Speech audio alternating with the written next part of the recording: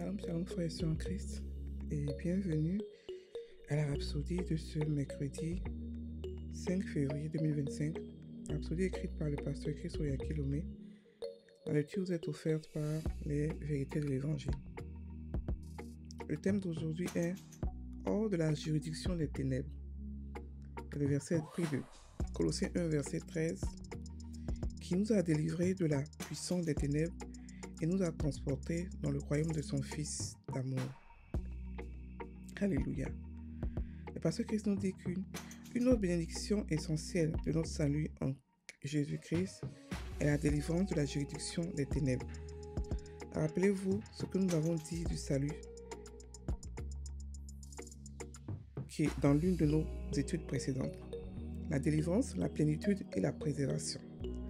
La première étape était la suppression du péché. Jésus a enlevé vos péchés et vous a délivré de la domination des ténèbres. Vous êtes maintenant séparés de l'influence et du contrôle des ténèbres. Éphésiens 1, verset 21 dit que vous êtes assis avec Christ dans les lieux célestes au-dessus de toute domination, de toute autorité, de toute puissance, de toute dignité et de tout nom qui se peut nommer non seulement dans le siècle présent, mais encore dans le siècle à venir. Voyez-vous pourquoi, ayant reçu le salut, vous n'avez plus besoin d'être délivré de Satan. Vous êtes supérieur à Satan. Jésus nous a dit de chasser les démons. Marc 16, verset 17. Voici les miracles qui accompagneront ceux qui auront cru. En mon nom, ils chasseront les démons. Ils parleront de nouvelles langues. Luc 10, verset 19. Il dit, voici, je vous ai donné le pouvoir de marcher sur les serpents, sur les scorpions et sur toute la puissance de l'ennemi. Et rien ne pourra vous nuire. Il vous a donné le pouvoir, le contrôle, l'autorité et la domination de marcher sur les serpents et sur les scorpions et sur toute la puissance de l'ennemi. Alléluia. N'ayez jamais peur des démons. Ils sont sous vos pieds. La Bible dit que Dieu nous a élevés ensemble et nous a fait asseoir ensemble dans les lieux célestes en Christ Jésus. Éphésiens 2, verset 6. Nous vivons dans le royaume de Fils de son amour où règne la vie et l'immortalité. Et c'est un royaume de lumière. Louons Dieu. Fin de la rhapsodie. Alléluia. Aujourd'hui, le pasteur nous parle d'un truc simple, du fait que nous sommes hors de la juridiction de Satan et des ténèbres. Ça a l'air simple comme ça, mais c'est pas tous les chrétiens qui en sont conscients. Okay? Et pour être conscient, c'est pas compliqué. Il faut juste méditer cette vérité-là. Pour savoir qu'on a été non seulement délivré de Satan, mais pour ne même pas que nous puissions encore repartir là-bas ou encore être sous son contrôle, on nous a donné une autorité supérieure à Satan. Ok? C'est ça, quand Dieu délivre, c'est comme ça qu'il fait. On donne une autorité supérieure à Satan qui fait qu'il ne peut plus maintenant nous reprendre sous sa juridiction. Si Dieu nous donnait juste une autorité pareille à la sienne, on pourrait dire, ok, il y a maintenant une confrontation, c'est pas très sûr, on va se battre pour se reprendre, Non, on n'a pas de confrontation, on n'a pas de bataille à faire en matière de confrontation. On a à le chasser parce qu'on a reçu une autorité supérieure à la sienne. Avec toute la puissance qu'il a dans le monde, avec tout ce qu'il fait, avec toutes les attaques qu'il fait et les maltraitances qu'il fait, il nous emmerde et tout ça.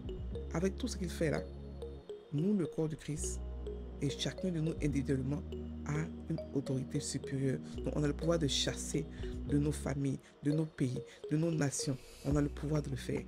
Et il sait qu'on sait ça. Et il a peur de nous. Alléluia. Le pasteur nous dit maintenant, il nous dit que, il nous rappelle les études précédentes qu'on a fait sur le salut. Et qu'il nous rappelle que le salut voulait dire délivrance, plénitude et préservation. Okay? Et que la première étape du salut était la suppression du péché. Donc, comme on est sorti de là-bas, nos péchés ont été supprimés. Ça veut dire que Satan n'a rien qui peut lui ouvrir des portes pour nous mettre encore en captivité. Ok?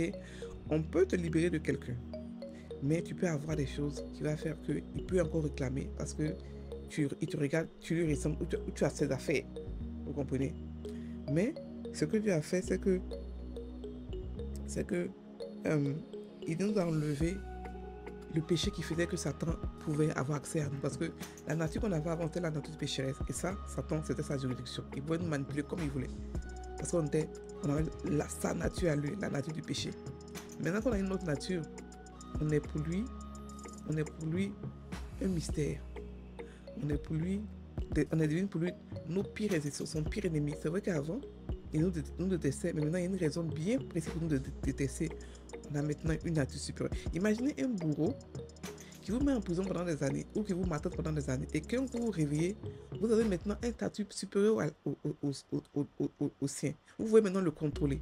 Imaginez la haine, imaginez la colère, imaginez la peur que ça peut créer en lui. Pendant des années, vous avez mis en esclavage. Et lorsque vous vous réveillez, vous avez maintenant un statut plus grand que lui. Donc l'ancien esclave est devenu maintenant le roi. L'ancien esclave est devenu maintenant celui qui est au contrôle. C'est ce qui s'est passé avec Dieu. Donc on a été délivré complètement de sa juridiction. On est sorti des ténèbres. C'est pour cela qu'un chrétien ne peut pas être dominé ou ne peut pas être possédé par lui. Parce que la nature qu'on est, il ne peut plus nous posséder. Mais ce qu'il peut faire, il peut nous oppresser. C'est pour ça que souvent on voit les chrétiens qui crient, on se dit qu'ils sont démons. Non, si c'est un chrétien qui a vraiment fait la prière de salut, il ne peut pas être dominé, il ne peut pas être possédé. Il y a des cas très rares de chrétiens qui sont possédés. Mais par contre, des chrétiens oppressés, il y en a plusieurs. Les chrétiens, quand on prie pour eux, on a l'impression qu'ils sont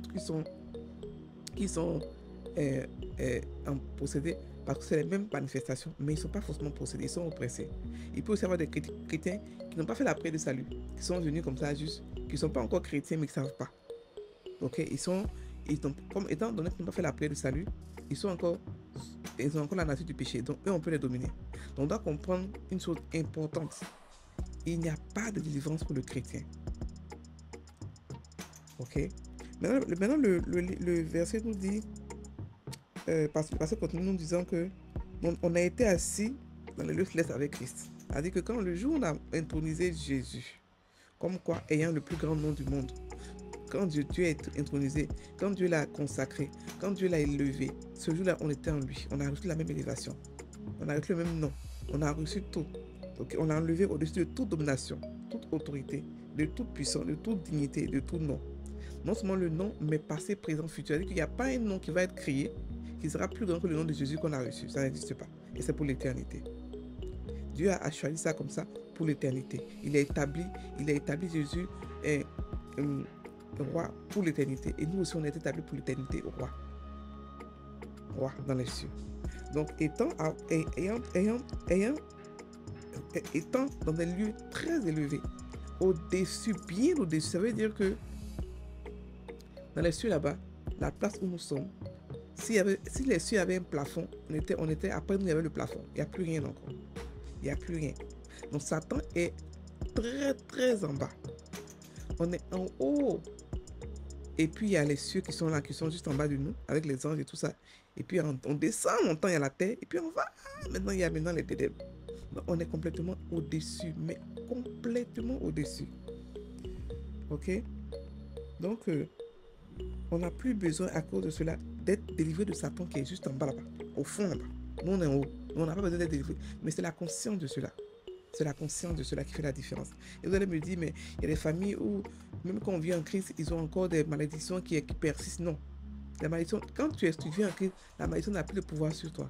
Mais si tu penses de la même manière, si tu parles de la même manière, si tu crois que la malédiction a un pouvoir sur toi, elle aura un pouvoir sur toi. Parce que tout se passe dans le royaume des cieux par la foi. Ok? Et comme tu as été formaté pour croire que la malédiction a un pouvoir sur toi, parce que tu étais là-bas avant et que tu as vu les répercussions de la malédiction sur ta famille, toi, tu vas croire ça et tu vas croire que tu as besoin de délivrance. Tout simplement. Mais la bonne nouvelle, c'est que tu n'as pas besoin de délivrance. Ce que tu as besoin d'avoir, c'est la conscience de qui tu es. Tout simplement. La conscience que tu es un enfant de Dieu et que tu as reçu maintenant un pouvoir supérieur à ceux qui t'ont maudit avant ou à ceux qui ont mis sur ta famille une malédiction. Parce qu'en Christ, aucune malédiction. Il est impossible de te maudire. Il est impossible de te maudire. Ok? Donc, maintenant, le pasteur nous rappelle que rien ne pourra nous nuire parce qu'on a reçu le pouvoir de marcher sur les serpents, sur les scorpions. On a reçu le pouvoir de marcher. C'est-à-dire que, c'est trop beau. On était esclaves avant. On était manipulé avant, contrôlé. Maintenant, on est sorti. On a reçu le pouvoir de contrôler ou de chasser notre ancien bourreau. C'est trop beau. C'est pour cela que chaque chrétien doit être conscient de cela et puis manifester, ne pas avoir peur, mais au contraire manifester. Parce qu'il nous oppresse de partout. Et quand tu es encore bébé chrétien, c'est fatigant, c'est lourd. Il te fait pleurer tout le temps. Il te prend ta famille, il te prend tes amis, il attaque ta famille, il attaque ta santé, il attaque, il te diabolise par-ci. Mais il t'accable, il t'oppresse de toutes parts. Il a créé un système où il a dit qu'il est un brevet en oppression. Mais grâce à Dieu, on a le pouvoir aussi, nous aussi, de le chasser, ok, de l'humilier et de contrôler, de l'humilier surtout, ok. Donc parce que nous devons ne pas avoir peur des démons qui sont sous nos pieds, ok. On a été d'abord élevés ensemble avec Christ, ensuite on a reçu une autorité supérieure, ensuite on a été délivré de lui, on a reçu aussi la nature qui ne peut pas influencer, qui ne peut pas posséder, pardon. Il peut influencer, il peut essayer de nous oppresser, mais il ne peut pas influencer.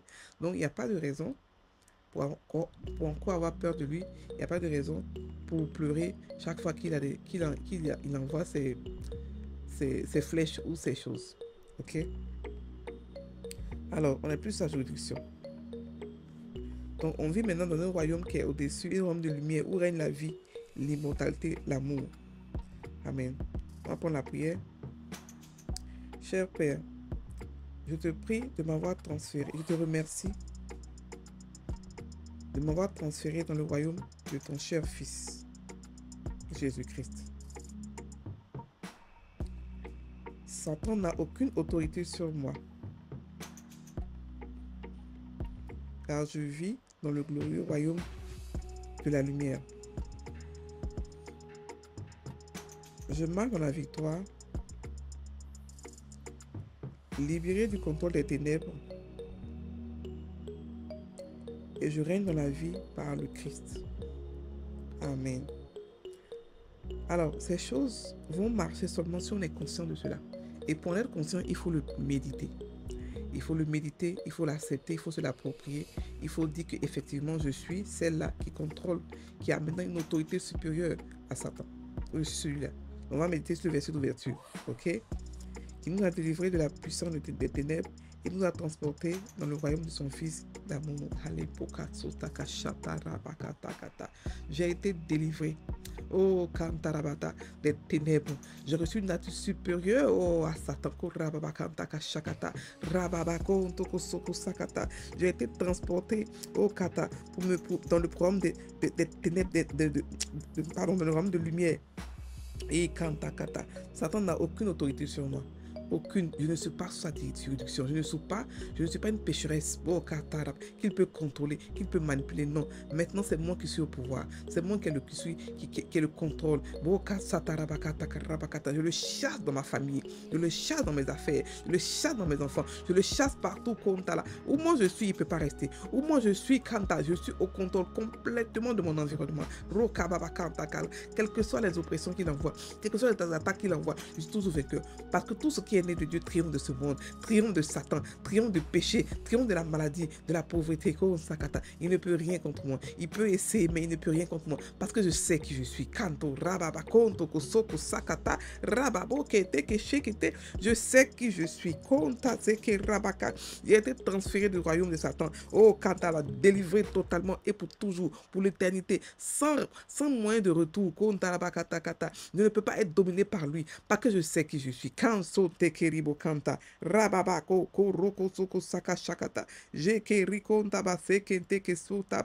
J'ai été libéré du contrôle des ténèbres. Et je règne dans la vie au nom de Jésus. Je domine sur le nom de Jésus.